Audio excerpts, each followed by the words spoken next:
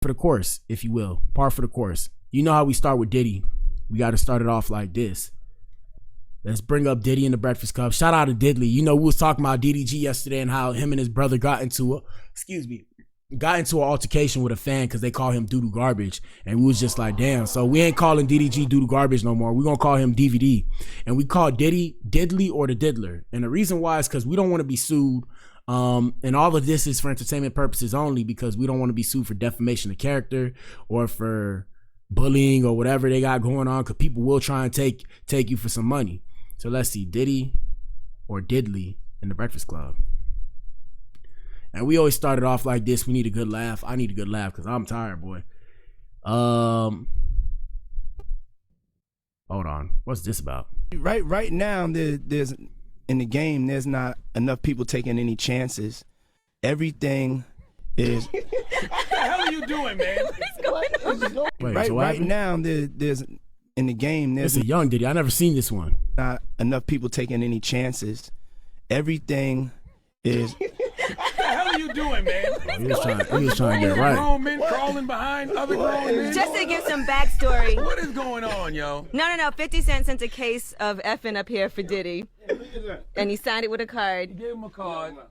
And now we have revolt people crawling on the ground. Friends, Curtis Jackson. Yeah. Now, be clear, Diddy did send 50 a whole lifetime supply of Ciroc for his birthday as well. So you guys have a hopefully friendly back and forth. Yeah.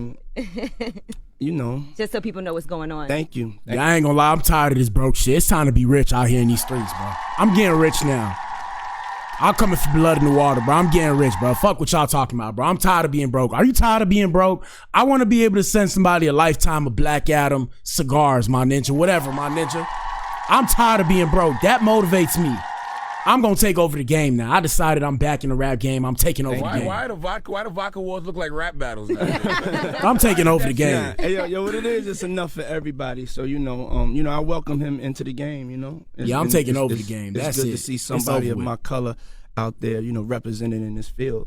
And hopefully he appreciates me opening up the doors for him continuously. That's basically what he's saying, but he would not. Right now. You gotta hit that pause, bro. What the hell, boy? That ninja said open up doors continuously. When Diddy say something, he's saying some crazy stuff. But this the kind of money, this is billionaire money, people. Hold on. This not what we wanted to show you, but this is billionaire money. Here we go.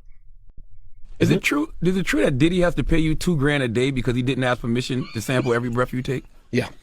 Wow. For the rest of his life. Wow. Did y'all hear that, bro?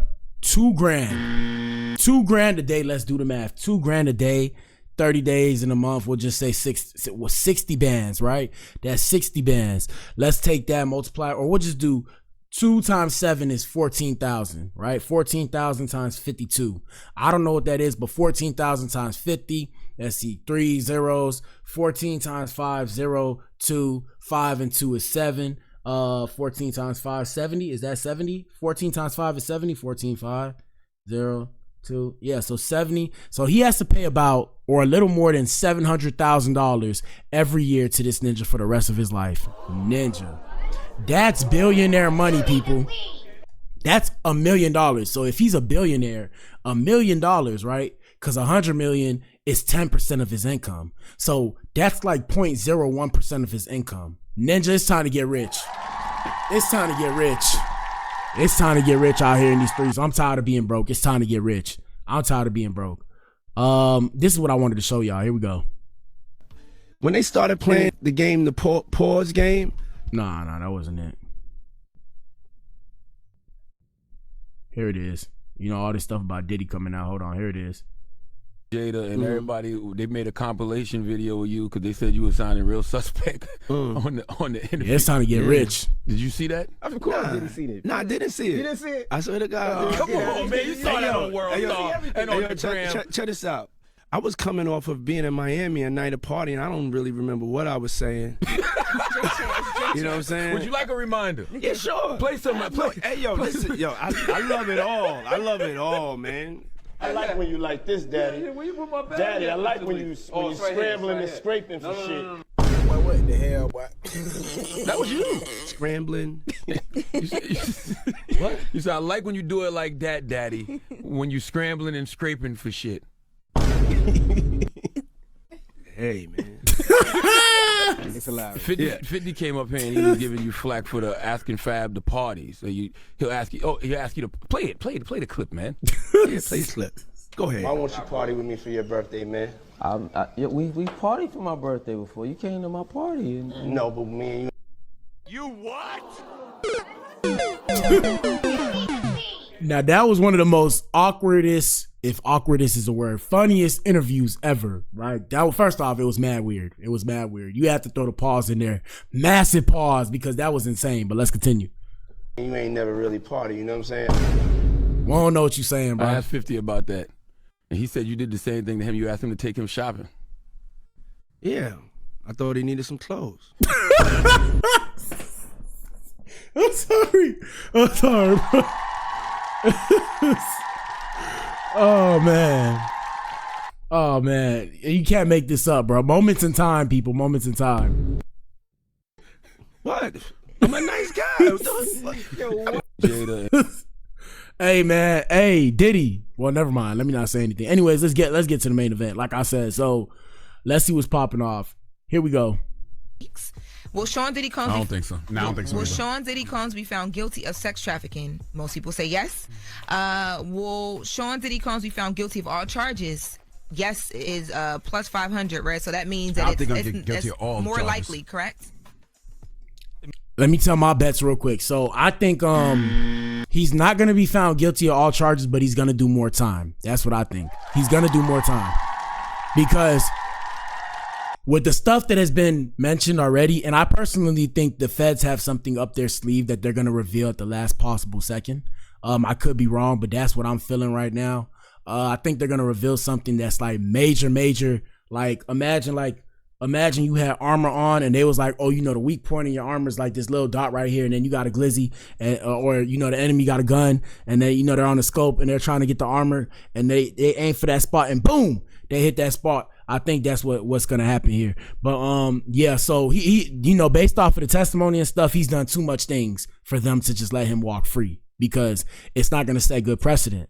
Past that, he's gonna do extra time, but I don't think he's gonna be guilty of all charges. If he's guilty of all charges, it should be expected though, because that's the society we live in. You're guilty until proven innocent, regardless of what they tell you, especially in the case of social media now and the court of public opinion. Let's continue.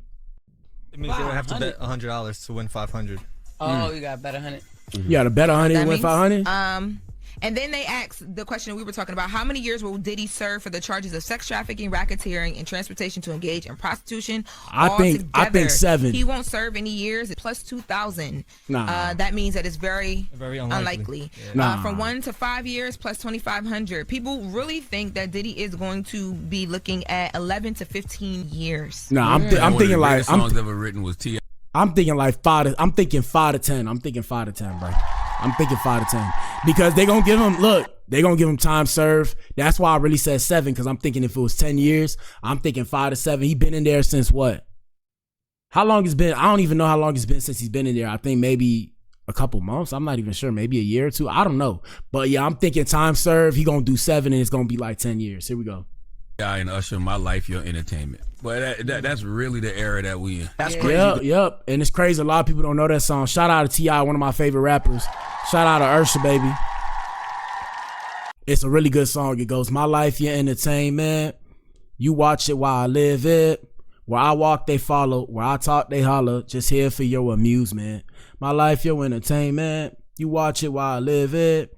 You wait for me to lose it. I guess I'm just here for your amusement. Hey, they snapped on that hoe. And shout out to Charlemagne. Charlemagne's right. They we really live like that now. Bet on somebody's life like that. That's wow. My, I mean, that's the world we live in. Let's see. Here we go. I haven't heard the defense make a case for Diddy's innocence at all. I haven't heard the defense make a case, period. Like the prosecution. And the reason why, by the way, that the defense hasn't made a case is because they still have to try and humanize Diddy without Diddy actually going to humanize himself. Because if Diddy speaks for himself, people aren't going to listen. But if his defense can get into the minds of the people and make them think that he's somewhat of a human that made mistakes, all right, now he has a better shot and a better chance. Here we go. Has been the power top, and Diddy's defense is the helpless bottom in this situation. It seems. Why? But what the hell, boy? Shout out to the Alphabet boys and girls, the LGBTQIA+. But why Charlemagne always got to make it gay, bro? Let me just run that back so y'all don't think I'm tripping. Hold up. I haven't heard the defense make a case for Diddy's innocence at all. I haven't heard the defense make a case, period. Like, the prosecution has been the power top, and Diddy's defense is the helpless bottom in this situation, it seems like. The more... And this ninja's so dangerous with his words, talking about the helpless bottom. Ninja, you can't make this up. Let's continue. That the prosecutors brought on different witnesses and they painted different pictures and added different sides to stories, that's where it got tough. I feel like Cassie laid a proper foundation, and then you brought in her mom, and you brought in Kid Cudi, and you brought in Capricorn Clark.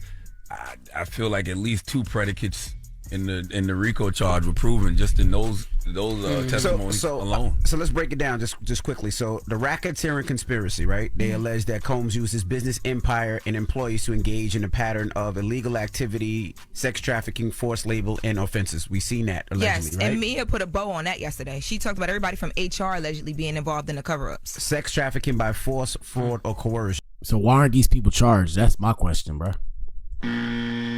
Imagine a RICO with only one person. Where they do that at, bro? What the hell, boy? Isn't a RICO indictment supposed to be everybody? Here we go.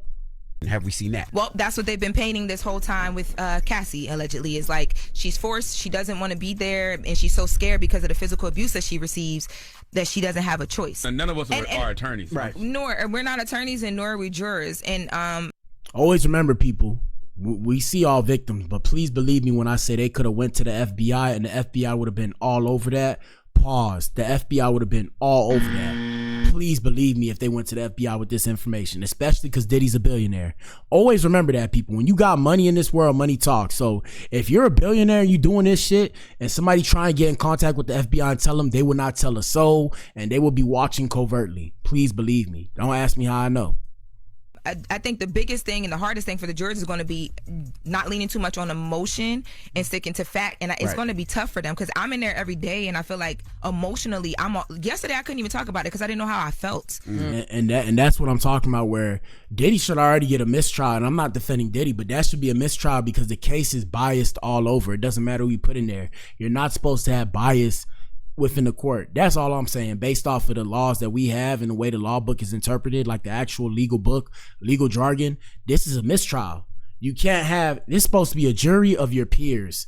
That's hard enough in itself. So his peers really supposed to be all billionaires on that panel right now. It's supposed to be only billionaires on that panel. That way they can understand the type of lifestyle he was living, because only billionaires can understand the kind of money he had and the kind of influence he had. That's the first thing. And like I said, I'm not defending Diddy. I'm just being real with this shit. Like I said, the Blac Pill, smoke mirrors truth. Take the Blac Pill and see for yourself. So based off of legal jargon, if it's a jury of your peers, the only people who are technically Diddy's peers are the people who have the same amount of money as him, because they're on the same socioeconomic scale, so they practically live the same lifestyle, minus the whole sexual fornication and the voyeurism and all that stuff. What else? Like I said, in your mind, if you're biased and you're biased, that's not a fair trial. That's a mistrial, in my humble opinion. I'm not a lawyer though, so hey, I don't know. Let's continue. Let's give you guys updates now, and then we're gonna get up on out of here, and we'll be back in here at like 6:30, maybe 7. Let me see. Let's go to Google. Interact. Diddy news update. Let's see. All right, we're gonna go to Fox News. So Diddy's defense team cross-examines his ex-assistant and alleged victim in the trafficking trial. So the cross-examination of Diddy Combs' former assistant continues. The rapper's ex-employee, who's testifying under the pseudonym Mia, claims he assaulted her multiple times. Let's give you guys the updates. Let's see what recently came out. They said Sean Diddy Combs put tracking devices on his ex-assistant's car, according to her testimony on Monday. During cross-examination, Mia explained Diddy had stolen her phone many times and stolen his then girlfriend's Cassie's phone. The former assistant also claimed Diddy had put tracking devices on her car and testified that she was terrified of the rapper because she wasn't sure what he was capable of. Guys, why are you guys so scared to dial 911? I don't know. Like I said, I don't know. You could have built up a whole case by yourself, but that's just not my business. Diddy's defense attorney shifted the cross-examination to Mia leaving Combs Enterprise in revolt. Mia testified that she did have a lawyer to negotiate her settlement. The ex-assistant testified that she had to articulate through her lawyer why she was owed money. Mia admitted she never mentioned anything about assault during the mediation. She testified that she settled for about $400K and personally received about $200K. Diddy's defense, and this was 10 minutes ago, they pushed They pushed the former assistant on the legitimacy of her allegations against the rapper. Let me see. She was deeply ashamed of the alleged assault she experienced by the rapper. She testified that she remembered the lawsuit becoming public with Cassie and confirmed she was aware of the Me Too movement. Brian Steele, Diddy's attorney, asked if Mia called Cassie after reading her allegations about being abused by Combs. According to Mia, she and Cassie spoke at the time. However, Mia said she did not reveal her own alleged abuse. I was deeply ashamed and wanted to die and didn't want to tell anyone ever. I don't know what to believe, bro. Sound like some plotting. Diddy forced his ex-assistant to cover for him with Cassie. She was forced to cover for the rapper during his relationship with Cassie Ventura. Brian Steele, Diddy's attorney, asked why Mia would stick up for her when she had knowledge he was jerky. Mia claimed that she was required to be put in the middle and cover up for Combs to Cassie, which he forced me to do constantly. Steele then asked Mia if Mia told Cassie she needed to stay away from Diddy. According to Mia, she doesn't remember using those words. She said she remembers covering for the disgraced music mogul when he forced her to, and if she didn't, he would have taken her away, whatever that means. An hour ago, Diddy's former assistant wishes she told Cassie to get away from the rapper. Mia told Cassie that Diddy allegedly assaulted her. Mia said she did not tell Cassie to get away from the rapper in the way that she should have. And basically, like I said, what's going on now, they're cross-examining her. That's pretty much it. Let me see. The judge in Diddy Combs' trial refused to admit more photos into evidence, denying the defense's request during the morning break on Monday, which is today. According to the defense, they had images of Mia spending time with family and friends, which is relevant because they show she had time away from Diddy. The judge said the photos will not be admitted. Diddy's prosecution slams cross-examination of the ex-assistant as humiliating and embarrassing. Let me see. The prosecution took time to put on record that Mia's cross-examination has been humiliating and embarrassing. The government accused the defense of crossing into prejudice. According to the government, the defense's line of questioning should not be allowed to continue. They said Mia has held her own with dignity. The prosecution pointed out that there are a lot of eyes on this case, and depending how Mia is treated may determine if victims in other cases choose to testify. Yeah, people. So like I said, shout out to everybody that live in this world, in the American world that we call home.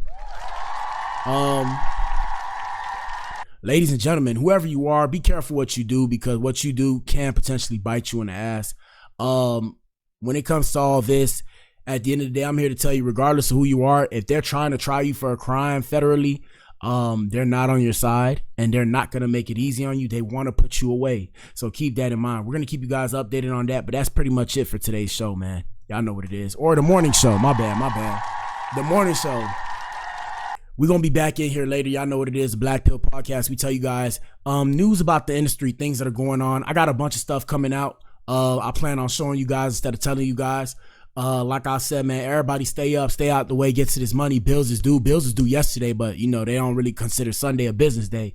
Bills is due, man. Pay your bills. Stay safe out here in these streets. Don't let people play with you. People crazy out here in these streets. Be mindful. Protect yourself. Stay dangerous, my people. I love all of you. Y'all take care, man. I'm back in here later at like 6:30, maybe 7.